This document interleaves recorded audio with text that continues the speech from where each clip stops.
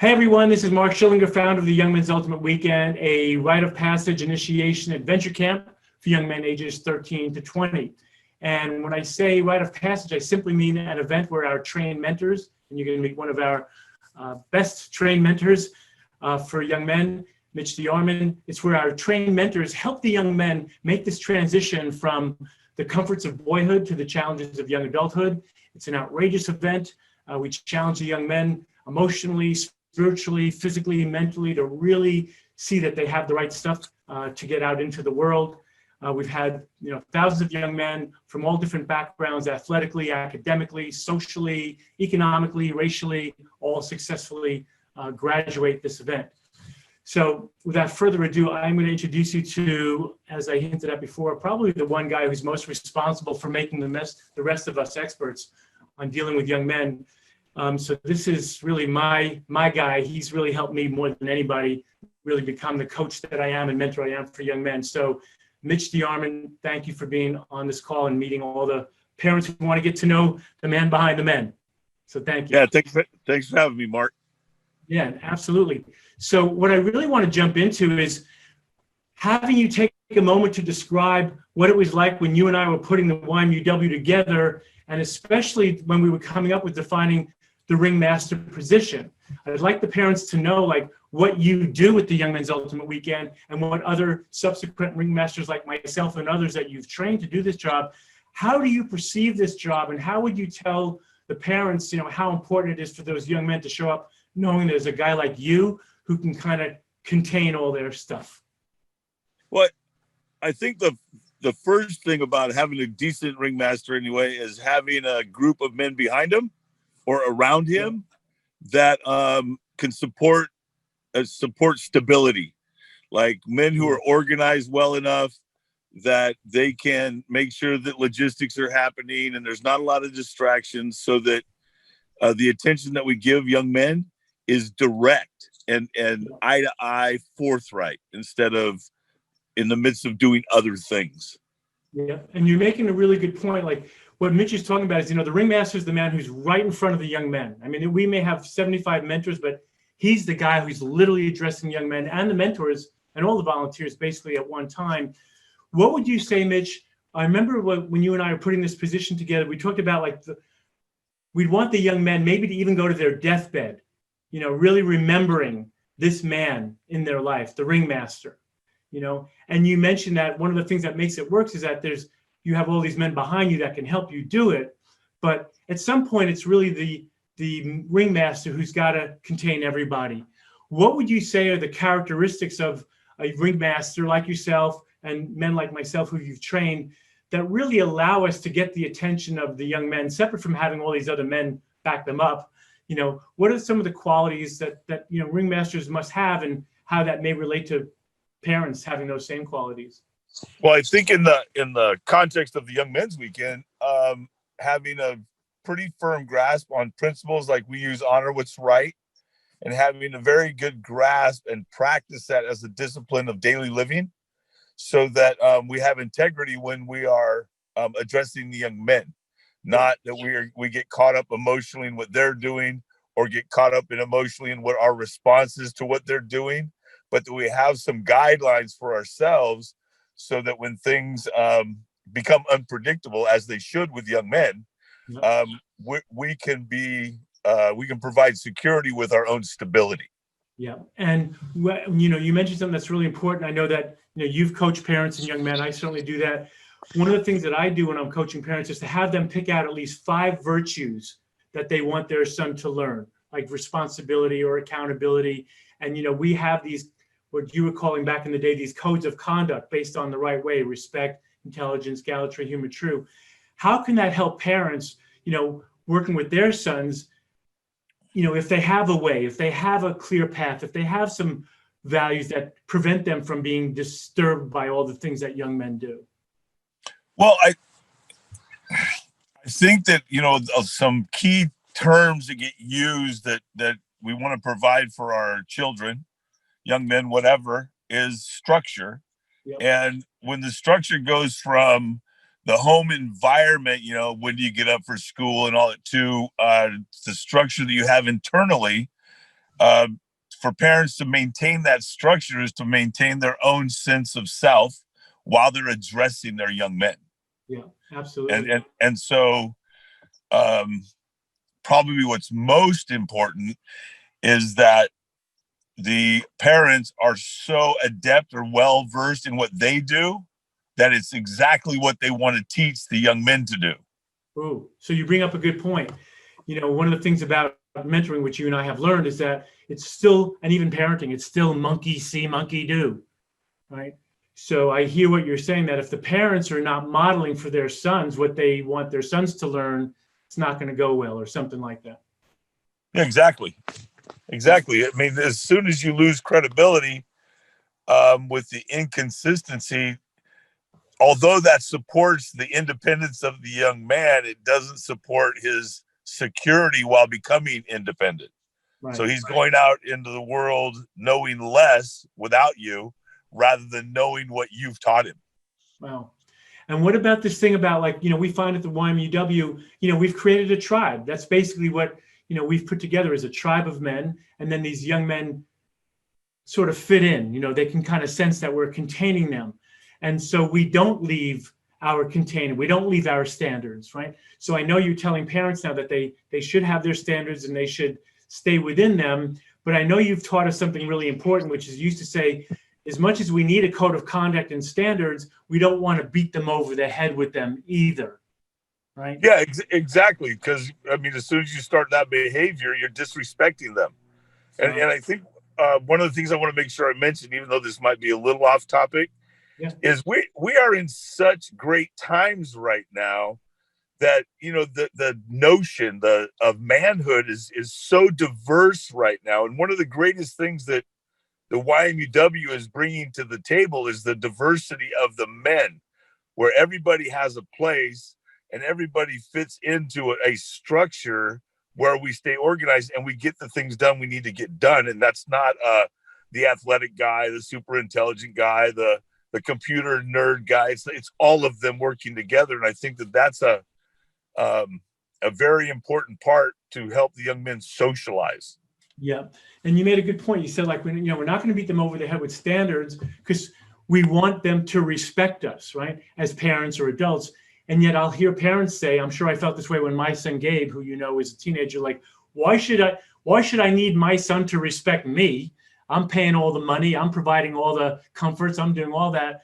And yet I know we came up with this expression when we used to teach parenting workshops together. You have to give respect to get respect. So I'd love for you to say more about that, because I think parents are still seeing their sons as boys and not young men where they have to earn their respect. Well, it's funny how we as parents get caught up in the emotions of the kid. It's a very strange world right now, because, like, when my kids would get in trouble and I would be called to their junior high school to have a conversation that they want to have, and how important it is that the parents don't act like they're the ones in trouble. And when they're addressing their young men, that they're not acting like the young men. The important part for adults is to be something that the kids can relate to, not, oh, I'm going to relate to you. It's like, I'm part of the ringmaster job. It's not my job to relate to them. It's their job to relate to me. And so if I can discipline myself, or any of us as ringmasters can discipline ourselves as something worthy of being related to, that's really important. And but the other part of it is where weakness is shown in that situation is if you let on that you need respect. If you let on you need respect, you're showing a weakness. And what that monkey is going to do at that point is exploit the weakness, because that's what we are. Absolutely. Like they want to dominate, whether it's on the skateboard or on the football field or on the video game. They want to dominate. It's their nature forever. And in these last 20, 30 years, the idea that you're going to take 30,000 years of evolution out of a kid because of a political position, it's just not happening. And now we're medicating them and throwing them in jail. Okay, before we go on, do you have a light you can turn on? I just want the viewers to know that you're in a car because you're getting ready to go into a sweat lodge and you're graceful enough, gallant enough to do this interview. Is there any way we can see your face? I think I just got it back again. Okay, cool. That's better. You got to see your face a little bit. It's good. You don't want anybody to miss out on this. No, absolutely not. That bald head is famous. Oh, look at this. Oh, look at you. Okay. I'll step out of the car and this even works. Okay, no, if you stay still, we can make it work. All right. Okay, cool. All right. So you were talking about, like, you know, the parents staying within themselves and having a way, and if they need respect from their sons, you know, game is over. You and I have talked about many times about, you know, young men have a keen sniffer. They have that, as you said, 30,000, really 300,000 or more years of evolution where they can kind of sniff which adults can take care of them and lead them to the promised land of moving out of the house and which ones can't, right? That's a very important thing. So with regards to parenting, you know, what do you recommend, like, parents do to kind of change their mindset from their son being a boy to their son being a young man and needs to be treated like that? You know, we know rite of passage is a big help, but any tips as far as, you know, sort of any internal changes they need to make or any personal growth they need to go through, anything like that? I think the first step mainly is resource allocation. Meaning? It's like quit giving them stuff, and don't bribe them with rewards anymore. Yeah. You know, when they're, you know, 10 and 12, if you do this, I'll give you a cookie. That's appropriate.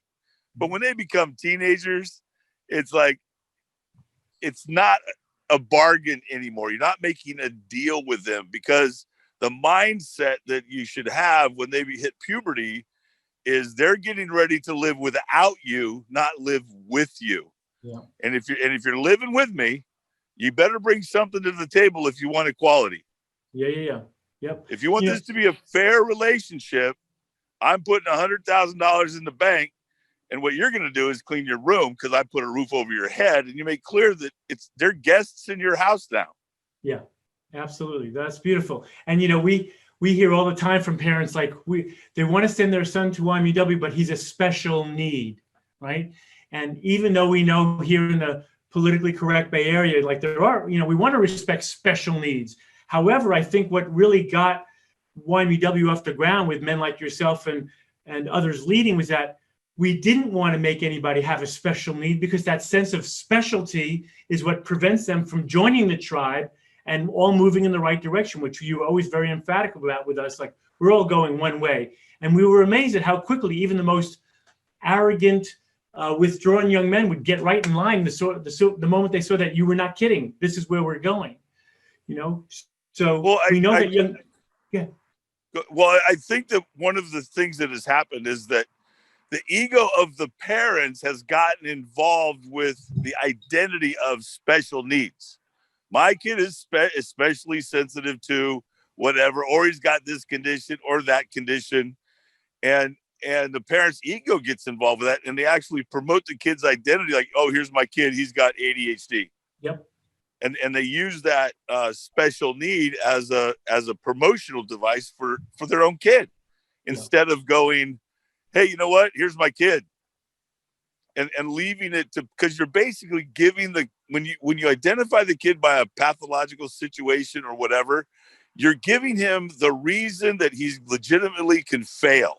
Yeah, you're telling him it's okay if you don't perform like everybody else, Junior, because you've got whatever Dr. So-and-so gave you as an identity. And it's no way to live their life. I mean, these things should be addressed, but they're not a part of who the person is. Thank you. Absolutely. And one of the things about YMUW is that we're always encouraging them to discover who their own unique virtues and values and behaviors are, while also simultaneously learning to adapt to the responsibilities of the home and the community. So it can all be true. They can be special in that they are unique, and right way philosophy is all about bringing out the unique nature of each person. And at the same time, they can learn to conform. And that's what we learned at YMUW. If you kept us all moving in the right direction, they would all of a sudden miraculously take their medicines at the right time, whereas their parents were concerned they wouldn't, or they would eat whatever was served them. Like, we rarely had problems. So what you're saying was really borne out in action when they're around a tribe of men and young men. Well, and what when they go from the nuclear family experience into preparing for a social experience, it's really important that we focus on what their contribution is. We got to give them something to do. Mm-hmm. Now they're busy trying to get out of doing everything.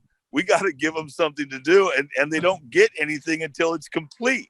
Right. You don't bribe them halfway through and renegotiate the terms and say, hey man, as soon as that's done, we're going to eat. Yeah. We're not going to eat until it's done. So if it takes you 10 minutes, we're eating. If it takes you 10 hours, we're eating. Yep. But we're going to eat when it's done.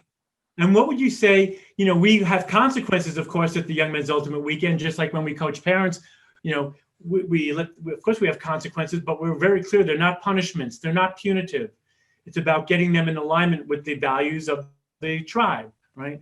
So I think there's something about the context of a consequence is like a teaching opportunity for them to learn how it's going to be out there in the real world versus a punishment. And that's what I kind of hearing you say, that consequences are a direct result of their own behavior. It's not that they get to blame somebody else. It's about what they're doing or not doing. Well, and I think one of the things that we're clear on at the Young Men's Ultimate Weekend is that the consequences that we're giving them are made up. They're pseudo consequences because in that environment, they're protected from real consequences. True. Like if you act out or you do this, instead of getting arrested, we'll do 10 push-ups or 50 push-ups or whatever it is. And they're used at the moment when life would give them natural consequences. Yep. For their failings. You could call it mental, psychological, emotional failings, and they get a consequence for that. They didn't show up on time, yep, or whatever it is, and which life is not about demanding being forgiven. Yeah. And so often we treat our children like children for way too long because we forgive too easily, which is not in their benefit. Right. It's good to forgive, of course. But we're talking about a creature that is developing. We're not talking about a finished, done product. And so making sure that we help them understand that when they're no longer under the umbrella of us, yep, the world's going to give them real life consequence. You get hit by a car, you're going to be hurt for real. Yeah. Yeah. Well, I know you always taught us that expression, like, no sugarcoating, just straight up. Here's what it's like. Welcome. And we find that when we treat young men like that, they want to be like us. They want to, like you've often taught us, they want to have camaraderie. They want to boast. They want to win. They want to be our heroes. We just have to create an environment for them to do so, is what I know we've discovered with young men. Well, and they do. They create that environment for themselves. I'm getting close to a fire, yeah, so I got better light. Okay. Oh, I think this will work a little bit better. Ooh, that's beautiful. If we can do that for another 5 or 10 minutes. That's Sal right there. He's doing the fire. Beautiful. Yeah, so it's super important that it's understood that these are not natural consequences when we're giving them to them, but it's the moment in life that life is going to give them a lesson that maybe they could be preparing for by being at an initiation. Yep. It's like, yep, it's not the one we give them. So it just reminds them of, like, at this point, something's going to happen to you out of your control. Yep. One thing I'd like to bring up, really important. You used to use an expression that, I've just never stopped using. And of course we use it at the YMUW, which is this, the young men have to scar over their wound. Remember that we used to say, we don't want to keep reopening the wound and keep talking about it and keep bringing it up and keep encouraging it, that at some point a young man has to scar that wound that they have. And so you and I created that grieving ceremony for young men, which we've been talking about on all these videos that I've been interviewing other mentors and stuff. So I would love for you to address for a moment, how the grieving ceremony, which I'm happy to put out there what we do, and we have been, so like how the grieving ceremony was created so the young men could scar over their wound, and so that when we return them to their families, the parents should be treating them like young men because we've given them the opportunity, the young men, to really release those past pains and frustrations and not keep going back to it and have that as an excuse to why they're so special. Yeah, really. It's a big moment for young men. I think the modern term for what we're talking about is closure. Yeah. but unfortunately, most closure is a dialogue, and in grief, the emotions are so deep. There's not a dialogue to have them. You can't sit there and go like, okay, I'm grieving now. That's not grief. If there's not some tears, if there's not a bunch of rage, I mean, imagine being told 100,000 times in your life how pissed you must be by then.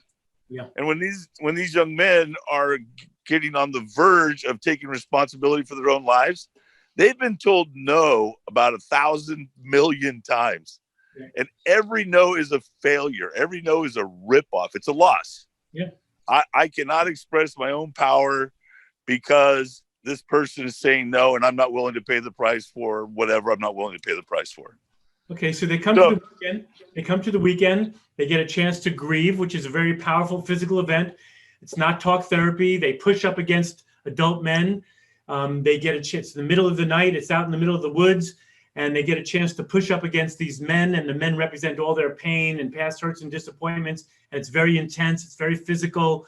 What's the value of having them sort of leave it out all on the field there, so to speak, so they can start fresh again? Well, I think probably the best benefit of actual grief is it separates us from our ego around the hurt. It separates us from the identity of I went through this. Yeah. It is a way of,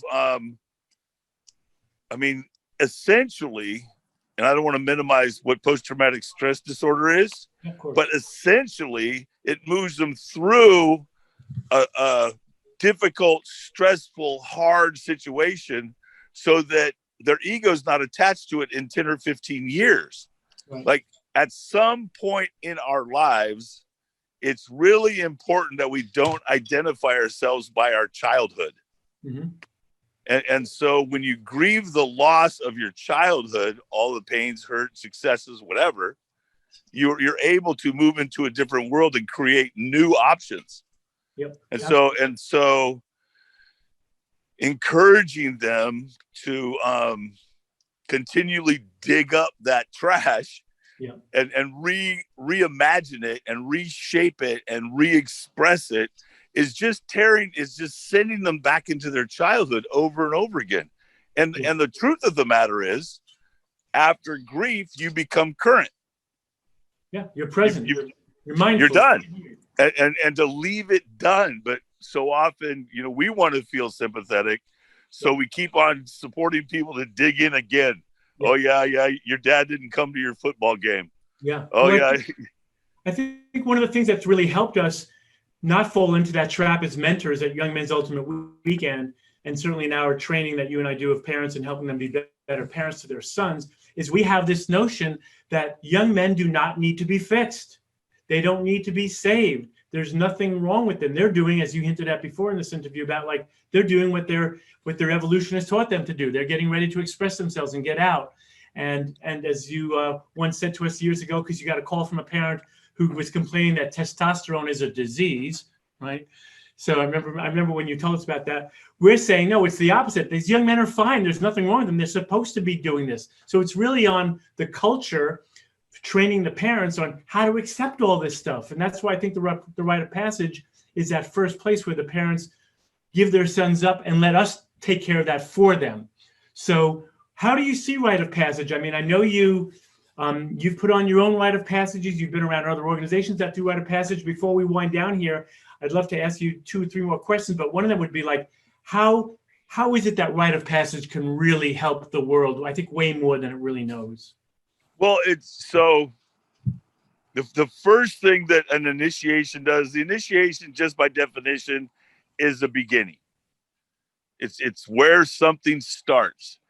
And as our society continues to redefine manhood, and puts more on it than what used to be on it. There used to be a very narrow scope of what being a man was. Now it's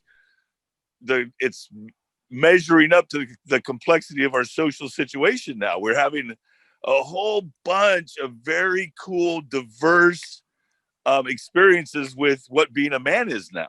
Yeah. Oh yeah.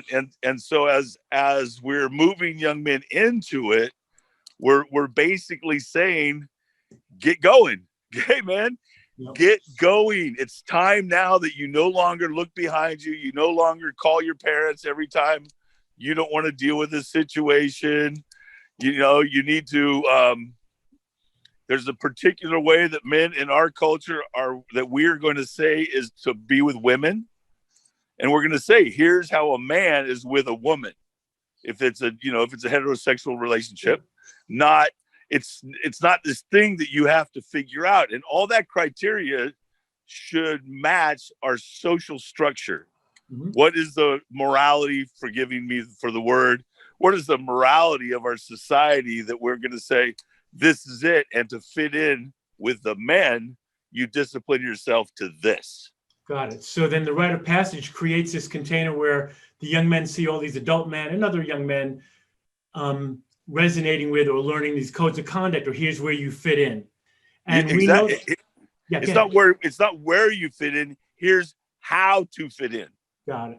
Here's how you fit in. And that's what really makes the community safer, and I think more prosperous and more more safe for everybody when the young men know their role. And certainly, separate from their own personal virtues and their way that they creatively express it, when they know their role in the community and in their family, it brings them honor, actually. And you're hinting that we often take that away from them by always making them wrong or saying no, all mm-hmm. that. And the sense of belonging that we can identify when you're walking down the street and you see a person walking a particular way, judgments happen. And you're deciding, everybody, is by this person's body, whatever, are they safe? Are they hostile? Are they open? Are they reliable? And all those things happen in split seconds. Mm-hmm. And so to say who to say hi to, who not to say hi to, because you're making these evaluations, and all we're doing is we're making those things conscious. We're saying, here's how to shake a hand. Here's how to look a person in the eye when you're talking about whatever you need to talk to them about. Mm-hmm. That there's some criteria here so that when you interact in the society, more importantly than your name and your background is, how are you behaving in society with other people? And can they rely on you, not can you rely on them? Absolutely. One of the things that we're doing now in conjunction with the Young Men's Ultimate Weekend, as you know, Mitch, but I want the viewers to know, is that while Mitch and other men are in the woods with the young men, I'm in a hotel with some of the other volunteers doing a rite of passage for parents. Now, we call it a parenting workshop, but I'm not sure if you're aware of this, Mitch, but they don't know. They're coming to a rite of passage for parents, right? And we do ceremony, we do all sorts of things. But the main thing is where they learn to grieve and let go of their sons as boys and how to behave with young men. So that they can get the love and the care and cooperative relationships that they've always wanted. They actually have to go through a rite of passage too. So I'm really finding that when both the parents and the young men go through a rite of passage, the rate of success for them having better relationships and more cooperative is way higher than when it's just one or the other. So I'm just seeing that need in the culture right now is parents need rite of passage also, because just sending their sons is not enough, because the parents are inundated with, devices, and they got to work and they got to do so much. We're all overwhelmed. I think they need a rite of passage as well to welcome them into the new phase of life. Well, and I think that it's super important. Here's why I think it's important, because we have parents that are older and their sons are older, like 20s and 30s. And they still talk to them like they're a child. They still call them their babies. Totally. It's like, rather than going like, this is my son, his name's whatever. It's like, or this is my son, just identify him by his name. And if you don't get it initiated as a parent, you will still relate to your adult offspring like they're little children. And what that means is that the parent's ego is stuck in the child's childhood. Mm-hmm. And so they don't even see the adult person in front of them. They're not even identifying this person that's standing next to them as an adult, even though they're 25 years old. Right. And both you and I know as parents, right? Because we have older children now. It's like, to me, simultaneously, both can be true. we need to treat our adult children like adults. And yes, we don't have to deny the lovey-dovey parent-child feelings we have for them, right? Like I've seen you lead men when you say, even me some days back, 20 years ago when I was going through something emotional, you would say, okay, Mark, now that we know how you're feeling, how are you doing? How are you behaving? So we don't want to deny parents their feelings for their children, that they love them as children, and their behaviors, I'm hearing you say, need to be totally spot on. These are adults you're dealing with, and you need to see them for who they are, not how you remember who they were. Which in a really simple term is you need to remain conscious when your children are growing up.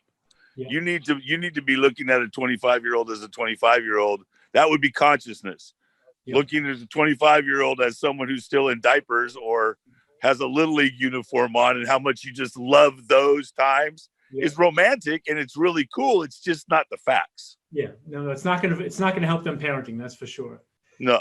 So, and we've both felt that as parents, but we've grown up in a tribe of parents, so we know how to do it better. We've learned from the people we teach. They've been teaching us. It's been great. So hopefully we've been making those mistakes a little bit less. Okay, last question.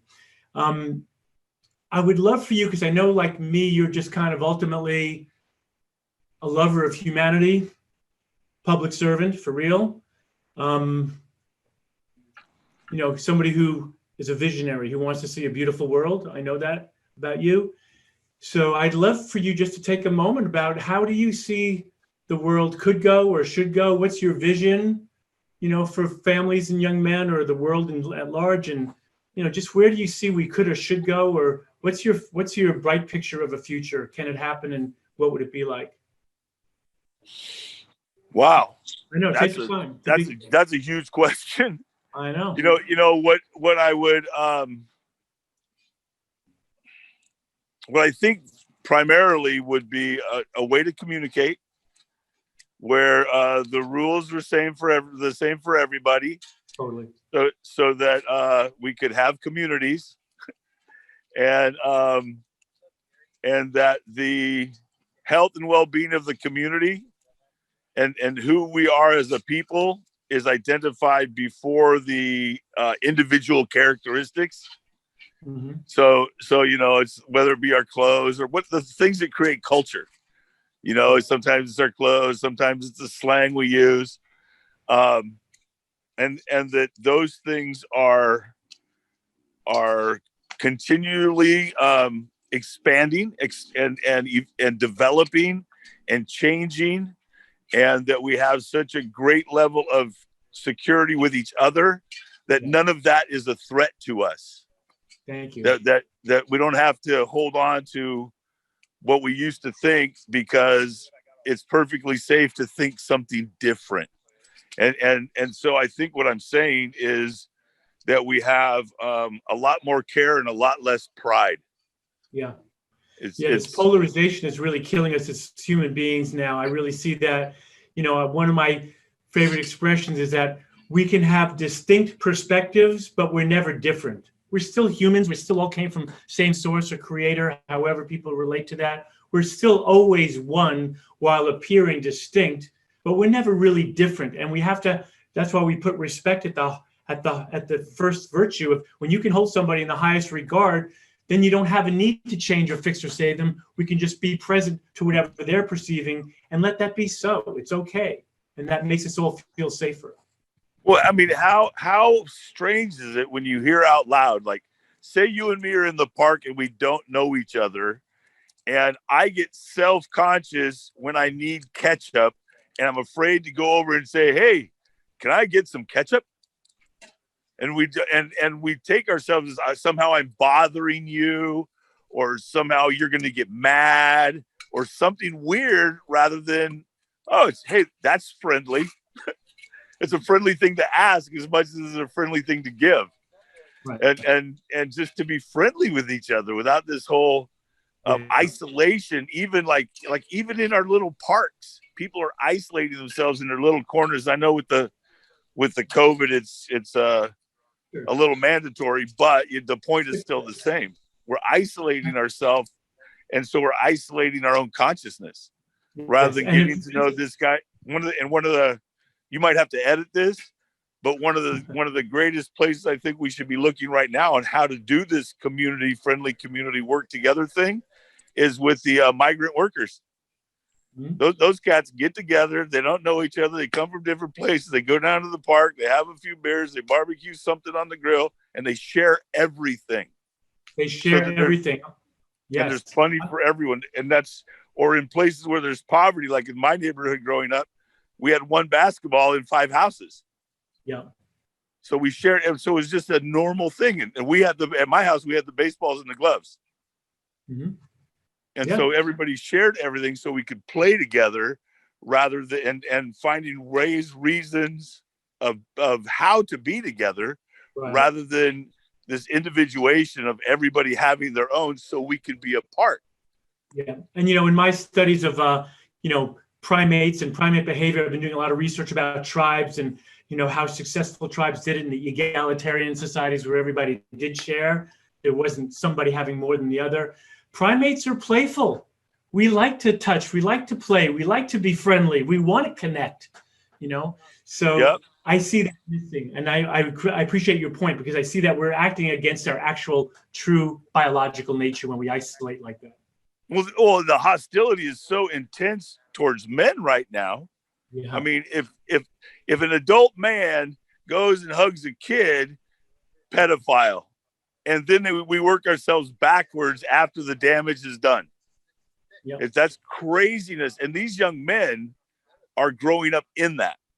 Oh, they're denying themselves because they're sparing themselves from the personal attacks that our culture is creating to try to control each other.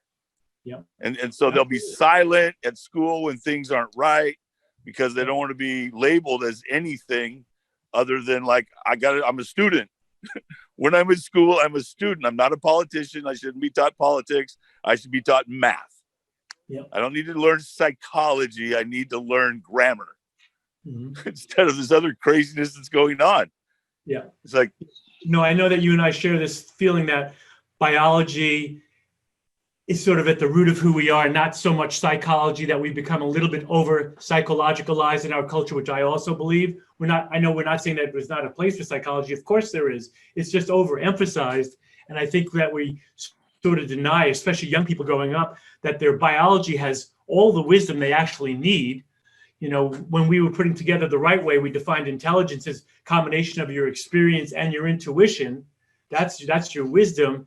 And I think that we need to trust that people have intelligence, and part of their natural biological intelligence includes wisdom and experience, and that can get them very far in life, especially if they're respectful of themselves and others.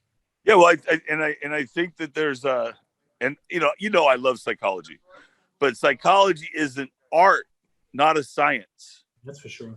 Which allows it to evolve, which allows it to develop. It allows for nuances, which is all neocortex stuff. Yep. It's beyond the instinct of living. And so it's important to have the skills to understand that. Correct. But that's not until like 27 or 28 years old. Yeah. It's like that trying to get a kid to understand psychology is just trying to get them to understand how to manipulate people and how they're being manipulated. Yeah. What are they going to trust? Yeah. No, I know we're on the same page with that. And it's a big deal, really big deal. And that's the root of our model, that nobody needs to be fixed. They need to trust who they are. And we always emphasize the biology, certainly at the YMUW. And I agree with you. Later on, the psychology should be leaked in as their prefrontal cortex can actually understand it and apply it, Right. Versus exactly. waiting. Instead of beating them over the head when they're 15 and they don't actually really know what you're talking about because their biology says, I got to go steal some stuff, or I got to go out of the house and I got to go try some shit out that I know is not right, but I got to do it. I'm going to go jump off something. Yeah, right. So we have to. Starts at 4 years old. Mm-hmm. Risk-taking starts, the effect of testosterone and risk-taking starts for males between 2 and 4 years old. Yeah, we're not going to psychologicalize that out of our body minds at this point. No, not at all. So I want to thank you. I really do. I want to thank you, Mitch, because as I said in the beginning, and I want everybody to know, whoever watches this, that your wisdom, your force, your push, your confidence is what leaked into everybody else, me included, to go do all the great work we've now done 20 years later since we started this thing. So I personally want to tell you how much I love you and thank you that you still do all this for us and still, keep us standing straight. So thank you for all that. I really appreciate it. Well, remember years ago, what we said was, we're going to do this until it's just a regular thing to do. When the men take out the young men at a certain time, it's just an average thing in our culture. It's not a special event anymore. Yep. Yeah. And that's my vision too. It's like my vision has always been like, there'll come a certain time of year where everybody looks at their clock, so to speak, or their calendar, goes, it's rite of passage time.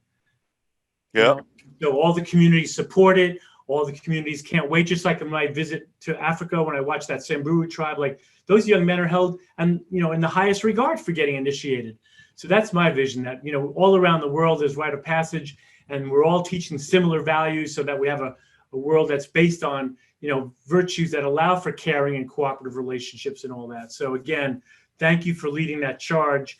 And for you parents who want to know more about the work that we do with your sons, call us at 800-719-9302. Email us at info@ymuw.org. We always love getting back to all of you. We're a grassroots organization. We love to connect. So thank you, Mitch, for making the time. Thank you. Viewers. Welcome. Thank you, viewers, for watching, and stay in touch with us. Thank you for watching. Good night. I'll talk to you later. All right.